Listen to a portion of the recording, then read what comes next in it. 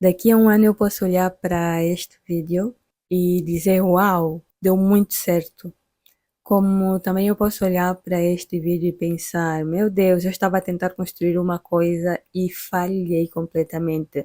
A verdade é que eu não sei o que é que vai ser daqui para frente, mas eu decidi gravar este vídeo mesmo assim, como um registro, e decidi abrir o meu coração sem filtros, porque há decisões que mudam completamente a nossa vida e há outras que, por mais que pareçam pequenas, são muito difíceis de serem tomadas. E tem pouco tempo que eu tomei aquela que parece ser a decisão mais difícil da minha vida. Ainda não sei se foi a decisão mais acertada, mas eu decidi parar de viver uma vida que eu estava a carregar por 12 anos e que, feliz ou infelizmente, já não funciona mais para mim. Eu sou a Bia, tenho 30 anos, sou angolana e em 2016 eu vim para Portugal, mas a minha história começou muito antes disso. Desde a minha infância eu era aquela pessoa muito inteligente que os professores se sentiam bastante orgulhosos, os pais se sentiam bastante orgulhosos, os colegas, irmãos, porque eu amava participar em concursos e colecionava diplomas de vencedor disso, concursos de soletrando, de saber geral, concursos de matemática, participava em muita coisa. Colecionava diplomas e não só de saberes, como também já levei muitos diplomas de honra como a aluna mais comportada do ano, por variadíssimas vezes. Mas eu não digo isso como uma forma de me vangloriar, mas é para perceberem o peso daquilo que eu vou dizer aqui. Em 2014, eu entrei na faculdade, fiz o meu primeiro ano, 2015 o segundo, e em 2016 eu vim para Portugal e comecei tudo do zero. Mas o que ninguém sabia, que estava por detrás dessa menina que chamavam de super talentosa, é que eu carregava um peso que ninguém via. Carregava doenças que, muito além de afetarem o meu físico, foram afetando o meu psicológico.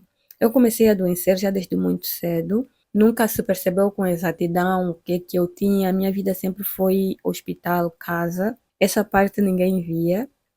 Os meus pais lutavam muito com isso, né, para que eu pudesse ter melhor atendimento. E para quem é angolano sabe que em Angola as coisas, quando começam a complicar a nível de saúde, não fazem muito, não há muito o que se fazer e a família normalmente tem que se virar para ir para fora do país. Então eu comecei a ir para a África do Sul fazer consultas, mesmo enquanto eu estudava. Alguns colegas não sabiam, algumas pessoas não sabiam, mas sempre que havia temporadas em que eu desaparecia da escola por algum tempo e depois eu voltava e dizia que estava doente, mas eu ia para a África do Sul fazer consultas, mas nunca achavam um diagnóstico. Eu tinha sempre muitas dores, principalmente dores de cabeça, dores no corpo, tinha sempre alterações no intestino. E uma coisa que me pegava muito é que eu tinha perdas de memória. Perdia completamente a memória por um tempo, depois voltava, tinha apagões que eu não conseguia voltar assim ao meu estado normal. Às vezes ia dormir e depois não acordava mais. Acordava já no hospital, porque tentavam me acordar e eu não respondia. Mas quando eu vim para Portugal, as coisas meio que pioraram. Cá fui lutando, tentando, mas tudo começou a desmoronar e isso começou a dar cabo da minha saúde psicológica. E de certo modo começou a me trazer uma frustração, porque ninguém conseguia explicar o que é que eu tinha de verdade há anos e eu não conseguia explicar o como eu me sentia diante de tudo isso. Até que começou a chegar um ponto que eu não sei se os médicos não têm comunicação com os registros, tanto do público como privado, aqui em Portugal. Mas era estranho que chegou uma altura que alguns médicos, pela quantidade de vezes que eu voltava ao hospital, eles começaram a achar que eu estava a fingir por ser adulta e não querer trabalhar. Mas era uma coisa estranha, porque desde que eu me conheço como gente, apesar do desempenho que eu tinha, eu me sentia doente. Mas ainda assim tinha essa desconfiança dos médicos porque eles me perguntavam o que é que eu faço da vida e eu dizia que eu sou estudante. E o meu desempenho era excepcional, eles não conseguiam compreender como eu consigo estudar e não consigo ter uma vida normal, como por exemplo uma adulta que trabalha e eu dependia dos meus pais praticamente. E isso começou a me fazer entender que até certo ponto o grande e maior problema não era a doença em si, não era a doença física em si, mas era naquilo que a doença transformou a minha vida. Tornou a minha vida numa rotina, porque eu tinha uma missão que era terminar minha licenciatura e eu não conseguia terminar a licenciatura por conta da doença. E eu não me via sem estudar, porque a minha vida toda era estudar. Era como se eu fosse viciada em estudar. Eu não sabia fazer mais nada senão ser competitiva, estudar e ser boa naquilo que eu faço. Apesar de tudo isso, nos primeiros anos daqui na faculdade também saímos muito bem, era sempre uma aluna de destaque, mas depois começou a chegar o desgaste psicológico por tudo afora que eu estava a viver, que são coisas que ninguém via e as pessoas só conseguiam olhar pela baixa no meu desempenho. Mas era frustrante porque eu não conseguia terminar a minha faculdade. Eu tentava um ano, ficava muito doente, cancelava o ano letivo. Ali eu faltava em testes, acontecia muita coisa que eu não conseguia explicar e isso fez com que a faculdade fosse um lugar onde eu ia sempre, era como se fosse o símbolo da minha tentativa de recuperação. Eu reinscrevia-me, ia, conseguia fazer uma, duas cadeiras e não conseguia mais, desistia. E foi assim durante muitos anos. Eu entrei na faculdade pela primeira vez em Angola em 2014. Gravo este vídeo em 2026, dizendo que me inscrevi na faculdade, estudei, mas ainda não consegui terminar a minha licenciatura. Ou seja, foram 10 anos tentando terminar uma licenciatura, todos os anos meticulosamente. Acho que só um ano em que eu não me inscrevi, mas todos os outros anos eu me inscrevi, eu ia à faculdade, eu tentava o quanto podia, desistia, levantava, ia, mas eu não consegui terminar a minha faculdade.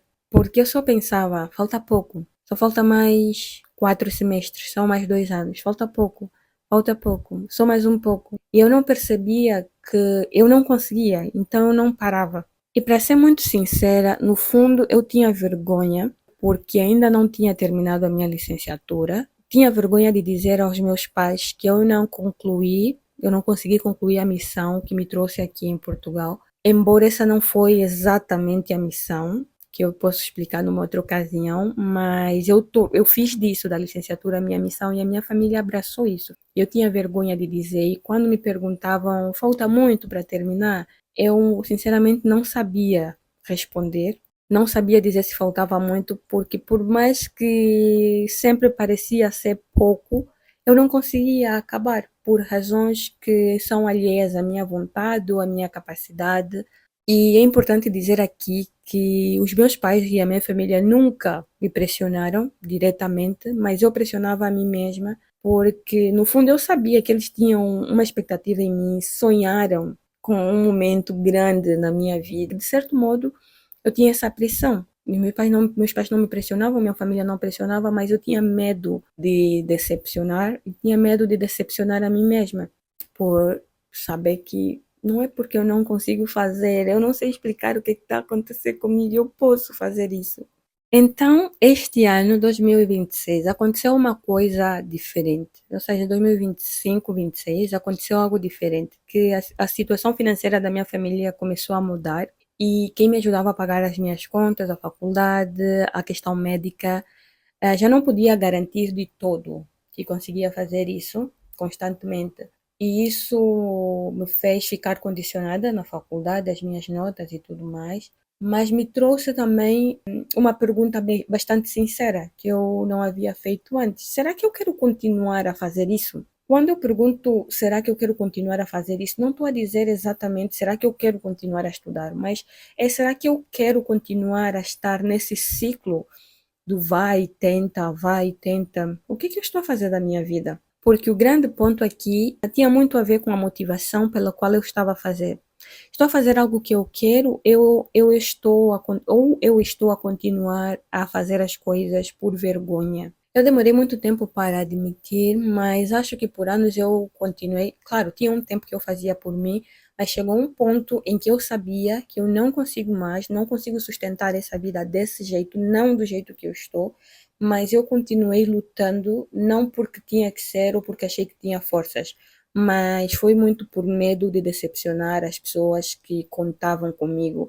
Embora muita gente me apoie assim, dizendo que está tudo bem, que compreende que eu preciso priorizar minha saúde, mas eu tinha medo de decepcionar, porque eu sabia que mesmo que as pessoas entendam, principalmente os meus pais, mesmo que eles entendam, no fundo, há sempre aquele sentimento de, uff, fizemos tudo, mas ainda assim não deu certo. E foi então que, pensando nisso, eu decidi tomar essa decisão. Eu pensei, não, não vou voltar a me inscrever nesse ano letivo, no ano letivo 2026-27.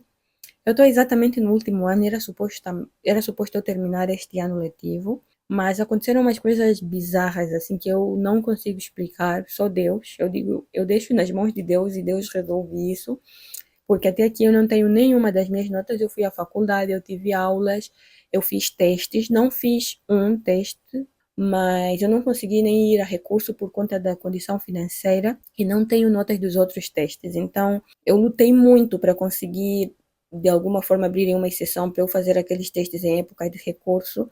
Um foi porque eu estava mesmo completamente doente e o outro foi por uma situação que não tinha nada a ver comigo. Sinceramente, era a mesma coisa de ir dar queixa à própria faculdade, mas eu me senti sem forças e não lutei mais porque também estava a dever e me senti que não era de bom tom, já não tinha tudo regularizado, ir mais fazer queixas de docentes e coisas do gênero. Então eu decidi que não me vou inscrever este ano letivo, não enquanto essa decisão vier de medo de julgamento, sabe? Não enquanto essa decisão não vier de um desejo puro e genuíno meu, porque eu não quero mais ser influenciada pelo medo, eu quero me sentir livre e me sentir bem, inclusive na própria escolha do meu curso, que é um outro assunto, porque já se passou 12 anos e praticamente eu já não me identifico mais com este curso, mas também eu tinha medo de fazer troca, com medo de decepcionar mesmo, sabe? É como se tudo que eu estava a viver não vinha de mim, não era algo para mim, eu vivia para outras pessoas, porque, sei lá, era como se eu só sabia fazer isso, e com tantos aplausos eu aprendi a viver assim. Isso é a realidade, sem filtro. Só que esta decisão acabou por trazer um outro problema, que é, se eu não estudo e não consigo trabalhar por conta da doença, então quem eu sou? Eu não tive nenhum diagnóstico até agora, mas continuo sentindo as mesmas coisas. Algumas coisas foram mudando com medicação, né? Os médicos tinham assim aquele cuidado de fazer um acompanhamento, mas era apenas sintomático. Recentemente, uma das médicas falou-me em fibromialgia, mas o laudo não ficou fechado, o diagnóstico não ficou fechado, precisa-se ainda de cumprir algumas burocracias que até agora não consegui novas consultas de reumatologia por conta da crise no Sistema Nacional de Saúde em Portugal. Quase não há médicos no sistema público e no privado. Preciso de dinheiro e não tenho, mas ainda assim a médica passou tanto a neurologista quanto a hematologista, se não tem erro, passaram medicação combinadas, que eu estou a fazer tratamento, né, sintomático para fibromialgia, porque fibromialgia não tem cura, tenho também enxaqueca crônica, mas ainda este ano, no início, eu tive uma crise que por muitos anos eu não tive, que era a crise de perda de memória, e eu não sei o que é que se passa, não sei como está a minha saúde, porque nem com esta crise eu consegui uma consulta, não tenho acompanhamento nem a nível físico, nem psicológico, nem psiquiátrico, que eu sinto que preciso. Aí tá, criou esse problema. Eu não consigo trabalhar. Então, quem eu sou? Porque por muitos anos eu me identifiquei como uma estudante. Por mais que eu trabalhasse uma vez ou outra, não me identificava como trabalhadora, porque não era o meu objetivo, assim, exato, sem que eu terminasse a licenciatura. E eu não conseguia me manter muito tempo no trabalho mesmo por conta da saúde. E eu não conseguia responder a essa questão. Mas com esta questão também veio uma curiosidade em espécie de solução. Em vez de eu ficar um ano à espera que as coisas simplesmente aconteçam, por que que eu não aproveito esse ano para criar algo que seja realmente meu? Foi daí que eu me lembrei que quando eu era muito pequena e mesmo na adolescência, eu era muito criativa. Eu tenho esse espírito criativo, eu gosto de fazer as coisas, gosto de criar, experimentar novas coisas, gosto de leitura, eu gosto de escrita, escrevo melodramas e poesias. Gosto de tocar, olha, tem aqui o meu piano que estou a aprender. Gosto de tocar a guitarra, foi o meu primeiro instrumento a aprender a tocar. Eu gosto de pintar, tricotar, gosto de fazer macramê, gosto de crochetar, gosto de criar com as mãos. Tudo que seja para criar, eu gosto de fazer, gosto de costurar. Eu vou atrás de aprender essas coisas, eu amo fazer essas coisas. Então eu falei, que tal eu criar uma coisa minha, explorando mais a minha criatividade durante esse tempo? Então fiquei pensando em alguns projetos que nos próximos vídeos eu vou partilhar um pouquinho mais, porque eu não quero ficar parada durante esse tempo, à espera que as coisas aconteçam de forma milagrosa. Percebi que eu tenho uma janela de produtividade de aproximadamente 4 horas por dia, que isso nos dias em que as coisas estão melhores, né, que não tenho tantas dores assim horríveis, e quando a depressão também não bate forte, porque algumas vezes eu fico completamente deprimida, que eu não consigo perceber, é como se tivesses aqui, tá tudo bem, de repente não consegues fazer nada, não consegues levantar, parece um buraco sem fim, é uma coisa absurda, assim. Mas eu percebi que eu tenho uma janela de produtividade de umas 4 horas e eu quero explorar essas 4 horas por dia nos dias em que eu estiver bem. Então, estou a traçar meus projetos para que então toda vez que eu acordar bem, quando eu estiver bem, eu aproveite essas 4 horas e já sei qual direção seguir, o que fazer. Um dos grandes objetivos de estar a fazer isso é conquistar a minha liberdade de lugar. Eu estou há 10 anos a viver em quarto, partilhando casa.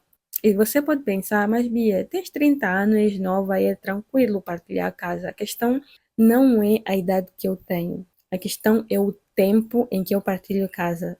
Eu estou há 10 anos nesse sistema. Isso sem contar que em Angola eu também não tinha uma casa completamente sozinha, porque quando eu mudei para, quando eu fui fazer a faculdade, eu fui fazer a faculdade numa outra cidade. E aí eu já partilhava a casa. Então, são praticamente 12 anos partilhando espaço. Eu sinto que não tenho liberdade e um dos grandes objetivos é conseguir um espaço que eu possa chamar de meu, não necessariamente comprar, mas arrendar um sítio pequeno onde eu possa ter liberdade de criar a qualquer momento, onde eu possa ter liberdade de me desenvolver nas minhas coisas. Se eu quiser ir fazer um vídeo na cozinha a qualquer momento, eu vou. Se eu quiser ir pintar num cenário diferente dentro de casa, eu vou e não estar confinada apenas num único espaço. E este também foi um dos grandes objetivos de eu ter aberto este canal, não porque eu sou especialista em recomeços, mas para documentar o meu e, de certa maneira, dar alguma força para quem está do outro lado e também quer recomeçar a vida numa fase adulta, dizendo que não é tarde. Não estou aqui para te ensinar como reconstruir uma vida, como eu disse, mas eu estou aqui também para descobrir a minha e talvez te fazer companhia enquanto tu tentas reconstruir a sua também. Daqui a um ano, talvez esse vídeo tenha envelhecido muito mal e eu tenha falhado completamente, ou eu possa olhar para este vídeo e dizer: Uau, eu estou muito orgulhosa de quem eu me tornei. Pode ser que eu esteja em Angola, porque também já pensei em voltar, se as coisas não darem muito certo, porque financeiramente está insustentável para mim. Ou talvez eu esteja em Portugal ou em qualquer outra parte do mundo. Posso estar ainda nesse quarto ou num outro sítio, mas uma coisa eu tenho a certeza é que daqui a um ano eu quero olhar para este vídeo e não ver a mesma pessoa que eu vejo hoje. Eu quero olhar para esse vídeo e ver uma pessoa completamente diferente, independentemente das circunstâncias e do lugar. Porque eu não quero olhar para trás e perceber que fiquei à espera por mais um ano que a minha vida começasse e eu simplesmente não fiz nada. Eu quero que ela comece exatamente agora. Não porque eu tenho garantias de alguma coisa, mas porque eu já esperei tempo suficiente. Eu passei os 12 últimos anos da minha vida a acreditar que o meu maior objetivo de vida era estudar, terminar uma licenciatura. Mas hoje eu percebo que este não era o grande objetivo da minha vida. Na verdade, o meu maior objetivo era voltar a viver. E isso começa hoje.